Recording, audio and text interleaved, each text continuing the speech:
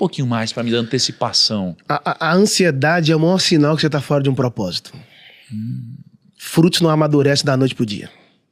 Todo sucesso prematuro gera homens mimados. A antecipação, ela pode roubar o governo de você. Entende? Então, assim, o pai pode deixar duas coisas pro filho: a herança e o legado. Qual a diferença da herança e do legado? A herança é o que você deixa para alguém, o legado é o que você deixa em alguém. Eu posso estar tendo herança, mas não tendo legado. Porque as pessoas podem brigar pela herança, as pessoas podem roubar a sua herança, mas não tem como tocar no seu legado. A herança é o que você constrói com a sua habilidade, mas o legado é o que você constrói com o seu coração. Entende? As pessoas vão lembrar de você não pela sua herança, mas pelo seu legado. Então, quando você antecipa, você pode estar forçando um amadurecimento. Ele pegou a herança, não sei quanto que o pai deu a ele, mas engraçado, eu admiro o pai dele que não reteve. Porque o pai entendeu o direito do filho, já que você quer. Ou seja, o pai pode estar te dando coisas que você está pedindo agora, mas que você não está pronto para governar amanhã. Entende? Porque toda bênção tem um peso, né? Toda entrega do pai tem um peso. Só que a questão é saber se você tem maturidade para suportar o peso que você está querendo. Tem um texto lá de Lucas que os discípulos saíram para pescar, passaram a noite inteira e não conseguiram pegar nada. Quando eles voltaram para a praia, Jesus entrou no barco deles e eles voltaram para o mesmo lugar da decepção. Só que agora, primeira vez eles foram sozinhos. Segunda vez Jesus voltou com eles. Jesus virou e falou assim, ó, lança a rede. Mas eles lançaram a rede a noite inteira. Aí eu imagino Jesus, a primeira vez que vocês lançaram eu não estava, agora eu estou. Uma coisa é lançar a rede sem ele, outra coisa é lançar a rede com ele. Quando eles lançaram a rede, que puxaram, veio um monte de peixe, a Bíblia diz que a rede começou a rasgar. Por que a rede começou a rasgar? É porque eles queriam uma grande pesca, mas não tinha estrutura para suportar o peso dela. Então, nós começamos a nos perder quando nós recebemos coisas que nós não estamos preparados para aquilo. Entende? Então, todas as vezes que Deus traz algo para sua vida, não é para te dividir, é para te completar. Uau. Se Deus está trazendo algo para sua vida, tem um propósito muito extraordinário nisso. E eu preciso entender, porque senão eu posso estar recebendo coisas eternas, mas viver como se fosse coisas momentâneas. Não confunde. Existem coisas que Deus dá para você hoje que não é só para você viver só hoje, né? A herança era para aquele cara viver a vida inteira. Ele gastou ela em questão de... Animal. Cara, agora como que você entende, né, essa questão de que as pessoas olham para essa parábola, né, e a gente é obrigado a entender. A gente é obrigado a se esforçar para entender, porque na teoria é bonito, na prática é muito difícil. Porque se você se coloca na posição do filho que não saiu da casa do pai, é difícil também, porque você pensa, caramba, cara, ele fez um monte de besteira, ele tá aqui na festa e eu não. Por outro lado, você pensa, caramba, mas alguém que ama a sua família deve estar feliz com a volta do filho, ou com a volta do irmão, né? Como você entende essa questão de quem, digamos assim, sempre errou e é acolhido, e alguém que, entre aspas, nunca errou, mas também nunca recebeu o que o outro que errou recebeu? Porque a Bíblia, ela diz, né, de alguma forma, que em alguma passagem, Jackson, me ajuda nisso, mas que quem erra e volta tem mais mérito, se eu não me engano, do que quem nunca errou, não é? Exatamente. Não tem um conceito desse? Como que você entende isso, cara? Então, a gente vê que, tipo assim, qual o mérito do pai fazer uma celebração pelo filho? Pelo simples fato dele reconhecer e ter o arrependimento. Isso, arrependimento. Ele arrependeu. Porque todo carro tem a marcha ré, né? Sabe o que eu acho top? Porque ele perdeu a herança, perdeu os amigos, perdeu o dinheiro, mas uma coisa ele não perdeu: o caminho de volta para casa. O caminho é mais importante que o destino. Você pode saber do destino, mas se você não conhecer o caminho, você nunca vai chegar lá. Então a questão não é saber se o caminho é longo, a questão é saber se o caminho é certo. Agora, eu como irmão preciso entender que Deus não tem filhos prediletos. Entende? Mas quando mais você se arrepende e você se entrega à paternidade, você recebe coisas eternas, coisas preciosas. Então, o irmão simplesmente está numa sala de aula e ele vai ter que aprender a lição que o outro irmão está ensinando para ele. Ao invés dele celebrar o retorno, poxa, ele fica tão invocado, Nigro, que ele fala assim com o pai, ó, esse teu filho. Ele não fala meu irmão. Ele fala esse teu filho.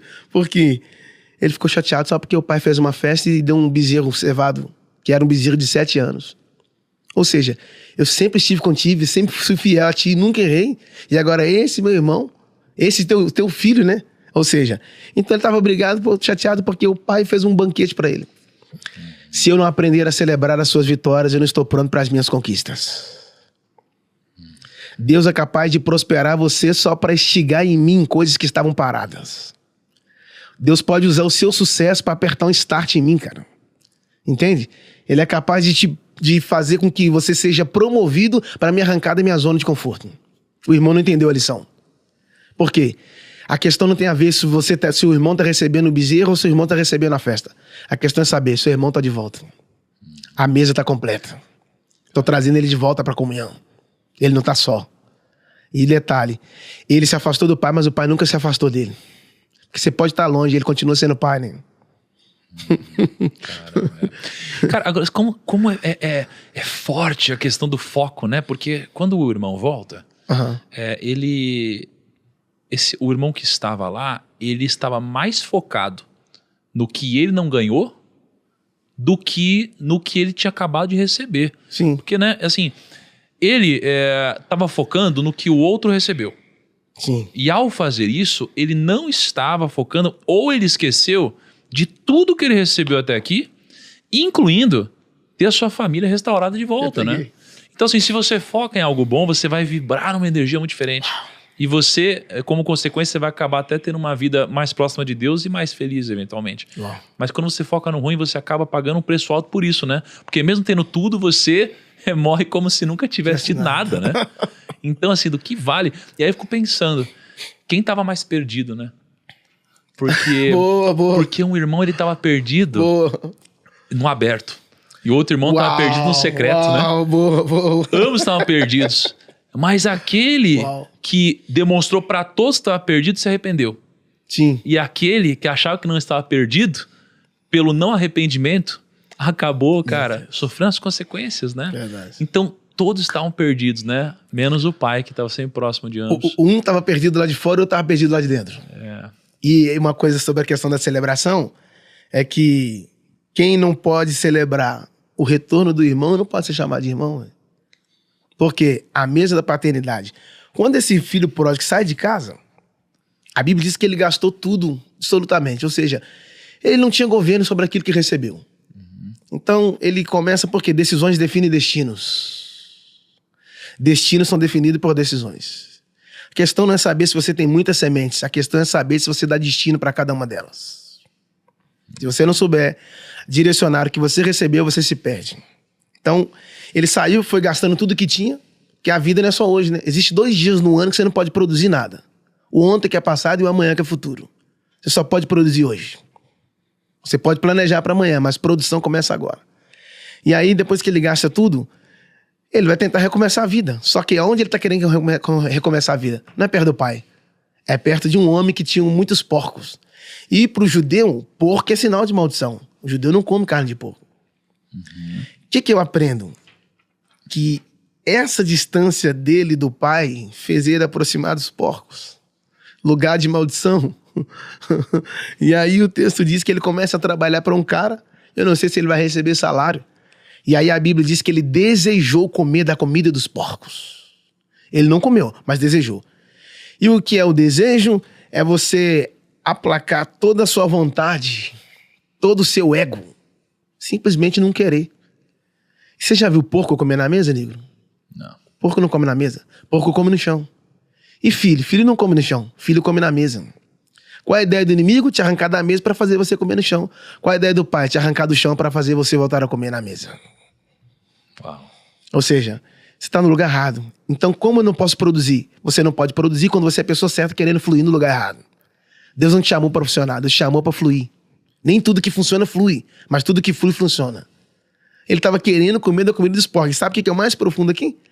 É que não eram os porcos que estavam no ambiente dele, mas era ele que estava no ambiente dos porcos. Entende? Ou seja, o problema não é você estar no lugar, o problema é quando o ambiente está em você. Não permita que o ambiente que está em sua volta contamine o seu interior, mas permita que aquele que transformou o seu interior contagie o ambiente onde você está inserido. Ele está no meio dos porcos, mas não se tornou um. É o que você leu aí. E caindo em si, Ele não caiu nos outros, caiu em si.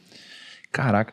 Tava lendo uma pequena parte dessa parábola, diz assim, ó, depois de ter gasto tudo, ou seja, ele pegou essa herança, aí ele foi pra cidade, ou seja, ele foi pra longe de casa, não é? É o que você falou, foi buscar essa liberdade, né? Esse viver talvez longe dos princípios hoje da família, foi extravasar, foi falar o que o mundo diz que deve ser feito, ele foi pra cidade. E aí, quando ele volta, o irmão diz sobre as prostitutas, etc. Ou seja, ele foi se entregar aos prazeres da carne. Foi o que aconteceu. Só que diz o seguinte, depois de ter gasto tudo, houve uma grande fome em toda aquela região. Então o problema não foi só ele ter gasto tudo. É que junto dessa besteira que ele fez, veio uma grande crise. E geralmente na nossa vida, eu vejo que a gente é muito ruim em calcular os piores cenários possíveis para a nossa vida. Então eu vejo que a pessoa que ela gasta todo o dinheiro dela, ela pensa assim, tudo bem se eu gastar esse dinheiro aqui, porque eu posso fazer de novo. Mas ela nunca contabiliza que quando ela gasta todo o dinheiro dela, pode vir uma crise ao mesmo tempo. E ela pode sair do buraco que sozinha ela nunca vai conseguir sair. E aí, isso daqui é catastrófico, mas às vezes é o que vai te aproximar de Deus, né? Quando você não tem outra opção, a sua única opção é recorrer ao Pai de fato. Né? E esse é um caminho certo. Mas o ponto que eu queria ressaltar aqui é sobre riscos. É sobre as pessoas, elas não conseguirem dimensionar bem o risco, o pior cenário. Mas ao mesmo tempo que a gente também não consegue imaginar qual que é o melhor cenário possível. Então a gente precisa ser prudente na nossa vida. Né? E é o que ele não foi. E até em Provérbios, quando a gente lê o primeiro capítulo de Provérbios, diz que para os jovens, né, a recomendação para os jovens não é sabedoria, por exemplo. Não é inteligência. É uma única palavra, prudência, cara. E ele era jovem. Só que um jovem com grana, sem maturidade, no final das contas ele só precisa de uma coisa, prudência. E é o que ele não tinha. Estão abertas as inscrições para a primeira turma de pós-graduação em Arqueologia, História e Interpretação da Bíblia com o Rodrigo Silva. Nessa pós-graduação inédita que eu farei, o Rodrigo Silva vai guiar você na descoberta dos mistérios e ensinamentos da Bíblia. Ele vai usar ferramentas como a arqueologia e a historiografia. Assim você vai aprender a interpretar os textos sagrados no contexto histórico e cultural que eles foram escritos. E você vai receber vários bônus, tá? Primeiro, você vai receber a assinatura completa da plataforma de conteúdo Bíblia comentada por 12 meses. Segundo, você vai fazer parte de um grupo de Telegram para os nossos alunos se conhecerem. Em terceiro, o aluno que mais contribuir com as discussões no grupo de Telegram vai ganhar uma viagem de graça para Israel junto com o Rodrigo Silva. Então, se empenha lá. Tá? E o melhor de tudo, a gente tem um desconto que pode chegar em até 57%, que é exclusivo para o lançamento dessa primeira turma. E só quem se inscrever ainda nessa turma tem esse desconto e ele não vai mais acontecer, tá bom? Link tá na descrição, QR Code está na tela. Espero que você faça parte dessa turma e também espero que você aproveite esse podcast.